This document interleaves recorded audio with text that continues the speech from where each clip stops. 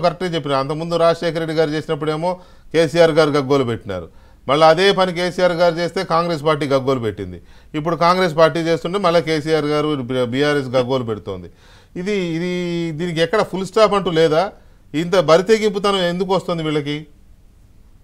వెంకటకృష్ణ గారు, సార్, రాజశేఖర రెడ్డి గారు ఫిరాయింపులు ప్రోత్సహించడం ఏదైతే జరిగిందో అది మీకు తెలుసు, తెలంగాణ ప్రజానీకం అందరికి కూడా తెలుసు. అవును, ఆ సమయంలో టిఆర్ఎస్ ఏర్పడటం, ఉద్యమం మీద ఉద్యమించటం, ఆ తర్వాత బలపడి గెలవటం, గెలిచినటువంటి ఒక టిఆర్ఎస్ లో ఉన్నటువంటి శాసనసభ్యుల్ని చీల్చడం ద్వారా, పార్టీలోకి లాక్కోవడం ద్వారా తెలంగాణ ఉద్యమాన్ని బలహీనపరచాలని చెప్పని కుట్రలో భాగంగా రాజశేఖర రెడ్డి గారు ఆ సమయంలో ఫిరాయింపులు ప్రోత్సహించి ఆ రకంగా ప్రలోభ పెట్టి కొంత కృతకృత్యులు అయ్యారు. ఇది అందరికి తెలిసినటువంటి విషయం. First point. ఆ సెకండ్ పాయింట్, రాష్ట్రం ఏర్పడ్డ తర్వాత ముఖ్యమంత్రిగా కేసీఆర్ గారు ప్రమాణ స్వీకారం చేసిన తర్వాత బొటాబొటి మద్దతుతో ప్రభుత్వం ఏర్పడటం. అదే సమయంలో కొన్ని పత్రికల్లో, కొన్ని ప్రచార సాధనాల్లో ఊడితే పడిపోతుంది, ఇది తుమ్మితే కూలిపోతుంది, ఈ ప్రభుత్వం ఎక్కువ కాలం మనుగడ సాధించదు, ఖచ్చితంగా ఇది రాబోయే కాలంలో పడిపోతుంది అన్నటువంటి ఒక వార్తలు, కథనాలు అనేక మంది మరి సమాచార అంటే పత్రికల్లో, ప్రచార సాధనాల్లో రావటం జరిగేసరికి కొత్త రాష్ట్రం మరి ఏ రకంగా అయినా సరే తన నాయకత్వాన్ని కాపాడుకోవాలి, ముఖ్యమంత్రిగా కొనసాగాలి. కాబట్టి ఏం చేయాలన్నటువంటి విషయంలో ఫస్ట్ ఎంఐఎంని మచ్చిక చేసుకొని, ఎంఐఎం మా సహజ మిత్రులని వాళ్ళ యొక్క మద్దతు కూడగట్టుకుని కాస్త ఊపిరి పీల్చుకున్న తర్వాత దేశంలో అనేక రకాల సంఘటనలు, చీలికలు, తర్వాత విలీనాలు, తర్వాత ఇంకా చేరికలు జరుగుతున్నటువంటి సందర్భం నేపథ్యంలో ఎప్పటికైనా ఈ ముప్పు ప్రమాదం ఉందని చెప్పని కేసీఆర్ భావించి ఏం చేశారు? కాంగ్రెస్ పార్టీని బలహీనపరచాలని ఆలోచించారు. దానికి తోడుగా కొన్ని అక్రమాల విషయంలో, కొంత అవినీతి విషయంలో, కొన్ని జరిగినటువంటి కుంభకోణాల విషయంలో శాసనసభలో, నేను అప్పుడు శాసనసభ్యుడినే, మీరు కూడా చాలా లోతుగా అధ్యయనం చేశారు. ఆ సమయంలో వాళ్ళు ఏం చేశారు? ఆ యొక్క అంశాన్ని ప్రస్తావించారు.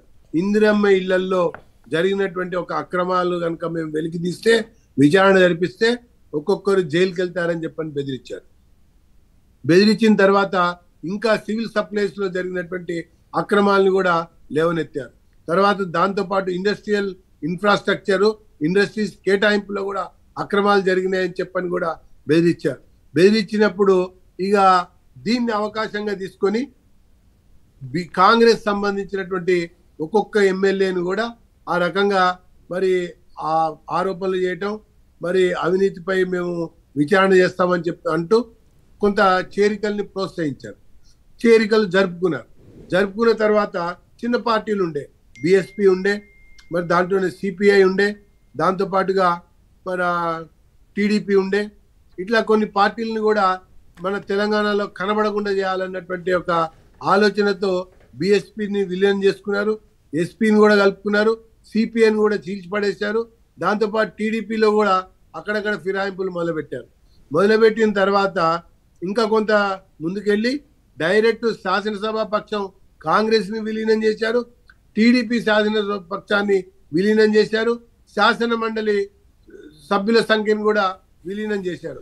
కాబట్టి అక్కడ ఇక్కడ మెజారిటీ కావాలని చెప్పని మొత్తానికి అదే సార్, ఇప్పుడు వాళ్ళు అప్పుడు చేశారు, అప్పుడు గగ్గోలు పెట్టి వీళ్ళు ఇప్పుడు చేస్తున్నారు.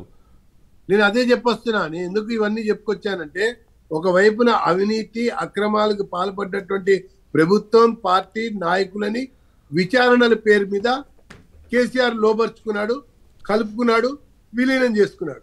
ఇప్పుడు మళ్ళీ మన రేవంత్ రెడ్డి గారు ముఖ్యమంత్రిగా అడుగులు ముందుకేస్తూ గత టిఆర్ఎస్ ప్రభుత్వంలో అక్రమాలు, కాళేశ్వరం కావచ్చు, సెక్రటేరియట్ భవన నిర్మాణంలో ఫోన్ ట్యాపింగ్ కావచ్చు, తర్వాత పబ్లిక్ సర్వీస్ కమిషన్ లీకేజ్ కావచ్చు, తర్వాత గొర్రెల కుంభకోణం కావచ్చు, లేకపోతే డ్రగ్స్ కావచ్చు, నయం విషయం కావచ్చు, ఈ విషయాలలో వీళ్ళ పాత్ర, ప్రమేయం, దాంతోపాటు అధినాయకత్వాన్ని టార్గెట్ చేసి, అంటే అధినాయకత్వం కూడా ఇన్వాల్వ్ అయినటువంటి విషయాలపైన విచారణలు పెట్టి, ఆ విచారణ 3 రోజులు ముందుకు సాగుతుంది, 6 రోజులు వెనకకు సాగుతుంది. అది కాళేశ్వరమైనా అంతే, విద్యుత్ అవును సార్, ఇప్పుడు నిజంగానే ఏదో ఒకటి బ్లాక్ మెయిలింగ్ తోనే కరెక్ట్ నేను అనేది, ఆ బ్లాక్ మెయిలింగ్ తోనే వీళ్ళందరినీ ఇప్పుడు లాక్కుంటున్నారు. ఈ లాక్కోవటం కూడా కారణం అప్పుడు కేసీఆర్ నాయకత్వంలో ప్రభుత్వం పతనమవుతుందని, ఆ తెలంగాణ ఆగమవుతుందని చెప్పని పత్రికల్లో రావటం, ఇప్పుడు కొత్తగా ఎన్నికైనటువంటి రేవంత్ రెడ్డిని కూడా పడగొడతామని చెప్పని కేసీఆర్ అంటాం, తొడగొడతామని చెప్పని ఇంకోటి అంటాం. దాంతో పాటుగా అదే కదా నేను అంటుంది కూడా ప్రభాకర్ గారు.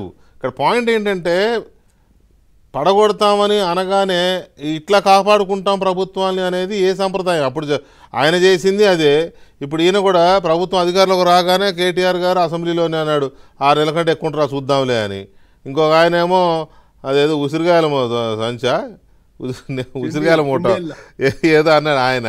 అఫ్కోర్స్ ఆయన ఆల్రెడీ కాంగ్రెస్లోకి వచ్చేసినారులే, కానీ చెప్తున్నా ఇట్లా అనగానే